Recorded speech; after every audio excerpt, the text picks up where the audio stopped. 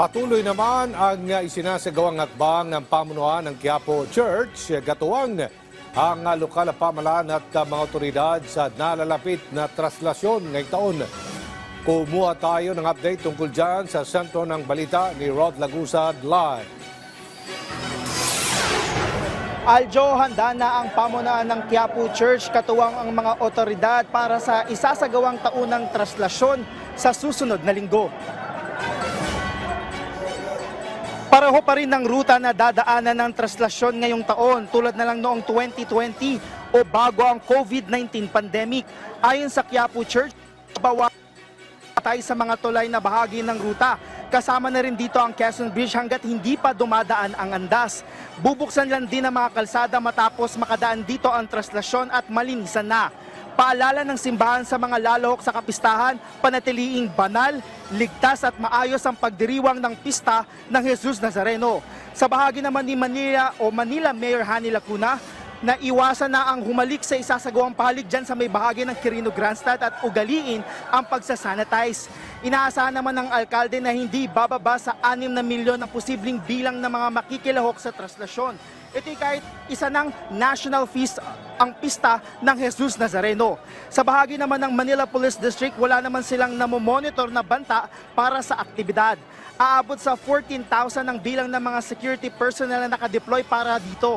Kung saan mula sa bilang na ito, 12,000 ang magmumula sa mga pulis at may augmentation mula sa mga kalapit na police regional offices.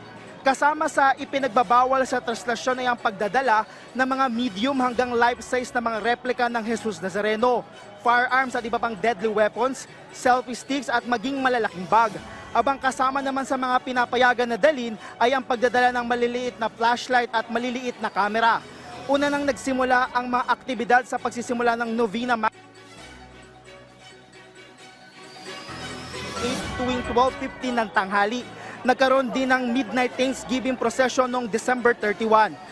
Magsisimula ang aktibidad sa Quirino Grandstand sa January 6, Lunes, kung saan magsasagwa muna ng misa para sa mga volunteers. Ang pahalik naman ay magsisimula ng January 7, Martes, hanggang January 9, Huwebes o araw mismo ng pista. Sa Misa Mayor, alas 12 ng hating gabi ng January 9, pangungunahan nito ni Manila Archbishop Jose Cardinal Advincula Jr. Habang sa Quiapo Church sa mga oras ito ay oras-oras na ang misa simula alas 12 ng hating gabi. Aljo, sa mga oras na ito dito sa may bahagi ng Quiapo Church ay tuloy-tuloy lang yung pagdagsa ng mga magsisimba ngayong First Friday Mass. Una nang inasahan ng pamunuan ng Quiapo Church na mas marami sa regular ang mga pupunta dito. Para maging maayos ang pagpasok ng mga bibis o sisimba dito, ay tanging dito lang sa harap ng Quiapo Church sa Villalobos ang entrance, habang ang exit ay sa magkabilang Carriedo Street at Quezon Boulevard.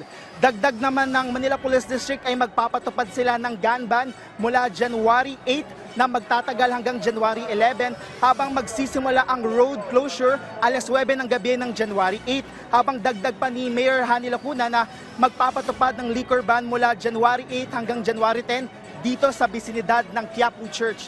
Yan muna ang latest mula dito sa Quiapo Church. Balik sa iyo, Aljo. Rod, may tanong ko lang, naitabi na ba ng maayos sa mga vendor sa bangketa dyan malapit sa simbahan ng Quiapo?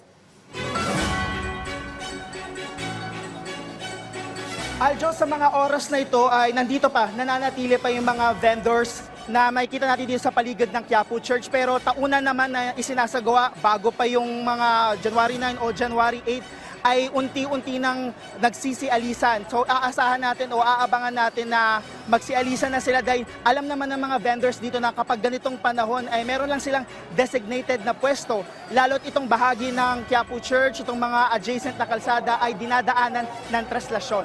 Aljo. Maraming salamat, Rod Lagusad.